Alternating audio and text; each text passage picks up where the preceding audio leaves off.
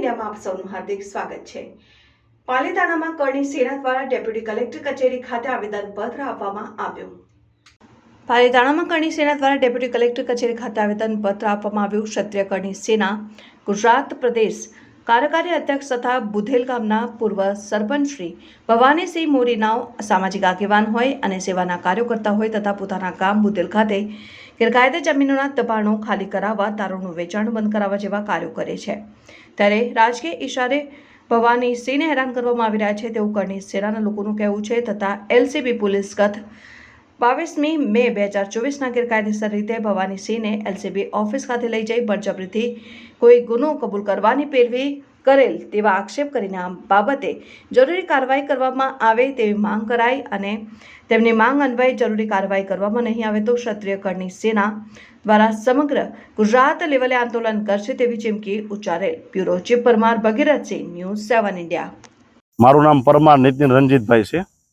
પ્રાંત કચેરી ખાતે શાને લઈને આવેદનપત્ર અપાયું? અમારા સમાજના આગેવાન એવા શ્રી ભવાનીસિંહ મોરી ગામ બુધેલ તેઓની પીઆઈ એલસીબી પીએસઆઈ ધ્રાંગુ સાહેબ દ્વારા કોઈ પણ કારણો વગર એમની ધરપકડ કરવામાં આવી હતી। નો કોઈ વોરંટ હતું, બ્લેક ફિલ્મની ક્રેટા ગાડી હતી, કાળા કાચવાળી હતી, નંબર પ્લેટ વગરની હતી। એટલે કોઈ પણ સરકારી કામ સિવાય એમની પોતે મનમાની કરીને એમની ધરપકડ કરેલી। તો આવડા મોટા વ્યક્તિ હોવા છતાં જો એમને પીએસઆઈ સાહેબ દ્વારા આવી રીતે ધરપકડ કરવામાં આવી તો નાના માણસોનું શું થતું હશે? ત્યાં આ લોકો કેવું વર્તન કરતા હશે?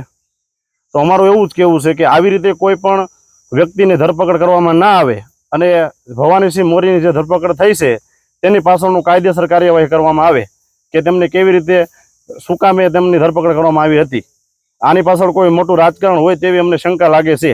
તો આમની પાછળ યોગ્ય કાર્યવાહી કરવા અમારી માંગ છે।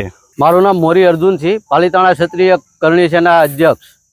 આ પ્રાંત કચેરી શાને લઈને આવેદનપત્ર? આજે અમે પ્રાંત કચેરી આવ્યા હતા કે અમારે જે ગત 22/5ના રોજ રાત્રે 11:30 કલાકે અમારા સમાજના અગ્રણી એવા અને બુધેલ ગામના પૂર્વ સરપંચ ભવાનીસિંહ મોરી એમને રાત્રે 11:30 એમની અટકાયત કરવામાં આવી હતી એલસીબી પીએસઆઈ ધ્રાંગુ દ્વારા, બરોબર। અને કહેવાનો મતલબ એ જ છે કે આજે અમે જે આવ્યા એનો મુખ્ય વિષય તો એ જ છે કે જે આ સમાજનો અગ્રણી હોય એવા વ્યક્તિને જો ખોટી કાયદેસર કોઈ પણ કારણ વિના, બરોબર, કે કારણ જણાવ્યા વિના જો ધરપકડ કરવામાં આવતી હોય, બરોબર, તો આમ નાગરિકનું શું થાય?